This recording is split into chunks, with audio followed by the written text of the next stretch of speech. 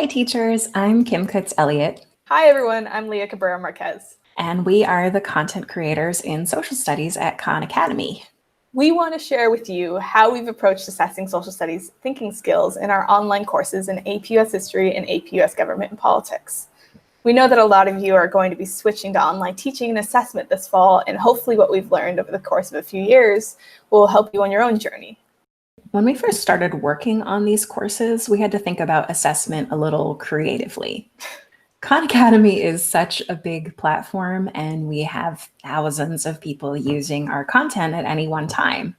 So we weren't equipped to grade writing assignments the traditional way that a teacher would assess higher order thinking skills at that kind of scale. How could we diagnose what students did and didn't yet know, and give students timely, personalized feedback that could help them master the concepts that they hadn't yet grasped? Using only multiple choice questions, no less. What we ended up doing was embracing formative assessment as a learning experience for students and teachers. So students are learning while they are taking an exam, and teachers are learning from those exams how best to steer the class going forward. This means that assessment is not something that only happens at the end of a unit. It's both a learning experience in itself for the student and a waypoint to show you, the teacher, what students have learned and where they still need help. So how did we put this into practice? First, we worked to design our questions as opportunities for students to practice their thinking skills. This is very much from the AP exam playbook.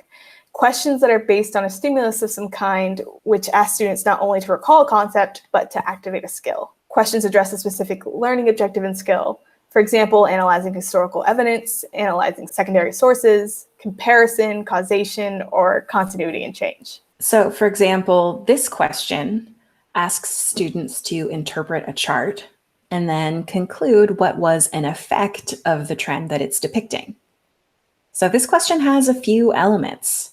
Students need to understand how to read a chart, the historical context of the period from 1930 to 1970, and the skill of causation.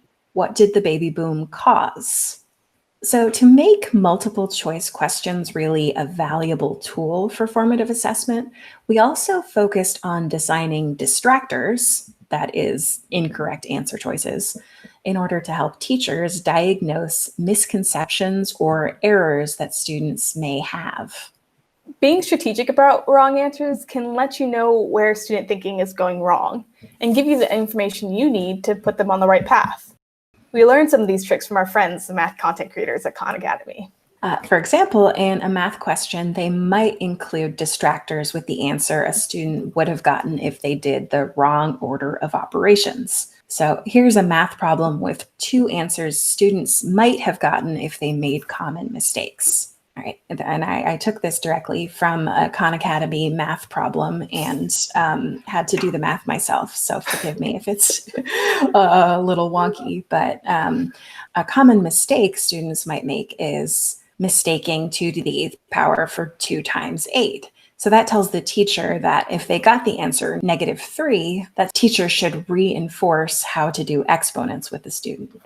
Or if they got the answer 77, you might think that the student just did the operations from left to right. So the teacher needs to reinforce how to do order of operations with that student. So how did we apply this in the social studies context? First, think about where students might struggle with the particular concept you're teaching.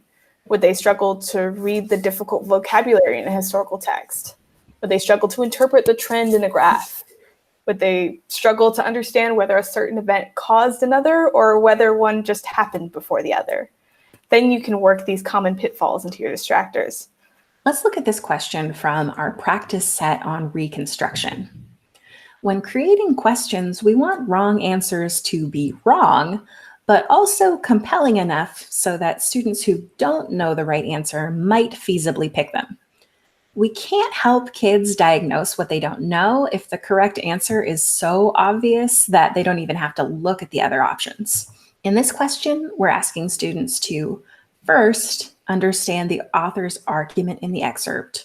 Second, know the legislation passed during the Civil War. And third, connect the author's argument to a piece of legislation that addressed his concerns. That's a lot to do in one question, which means that there are a lot of places where students can trip up.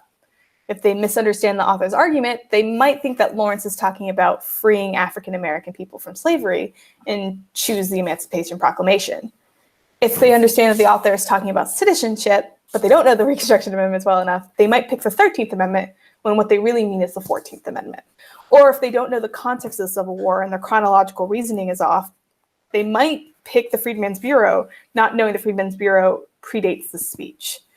So distractors, more than anything, are not only meant to fill out a multiple choice question, but to send a signal to teachers and students about the misconceptions a student has. The other really important thing to make the assessment itself a learning experience is giving students feedback as fast as possible. For every answer choice, we include rationales for why that choice is right or wrong, so that students can learn in the moment from the process of answering a question, whether that's reinforcing why they've chosen the correct answer or explaining why the answer they've chosen is wrong. Our goal when writing rationales is to make sure that students have a second chance to learn the material. When we explain why an answer is wrong, we don't want to give away what the correct answer is either. We want students to know why that choice doesn't correctly answer the question. It's a second learning opportunity for students and a way for us to clear up common misunderstandings quickly. Let's look at the scenario question on voting behavior. In the rationales for each distractor, we explain what each model of voting behavior looks like, giving students a chance to relearn those terms. Then we explain why that particular model doesn't apply to the scenario to explain the faulty reasoning. In the last line of the distractor, we also signal to students what reasoning Selena uses in the scenario, so they have an opportunity to get it right the next time they try this question. The rationales are uncovered one by one as students select the answer choices. So they get instant feedback about why the choice they've selected isn't correct and a little nudge to consider a different angle.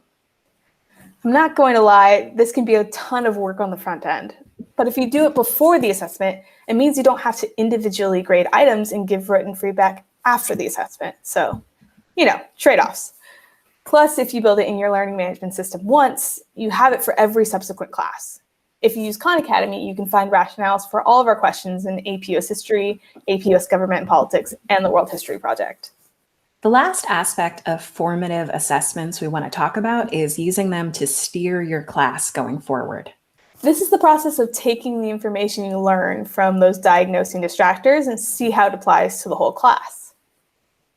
For example, here is a quiz that I assigned to my class on World War I and the Progressive Era. I can see that several of my students answered this question about a political cartoon incorrectly. That could tell me several things: that my students need more help interpreting political cartoons, or they're not sure what was going on in the labor movement at that time. But what I notice from the distractors that they chose about immigration and race riots is that they're choosing things that are correlated with, but not caused by, labor unrest.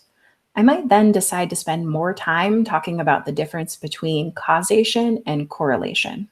And you can show this information to your class without revealing who answered correctly and incorrectly, so you can work through questions together. Khan Academy has a report feature that lets you do that, but you could also use a poll or a survey app like Kahoot. Seeing the most common answers helps both you and your students know where the class is succeeding and where they can use more help. I hope that what we've learned about doing assessment online is helpful to you. You can find lots of free instruction and practice on Khan Academy. You can learn anything. Leah and Kim out.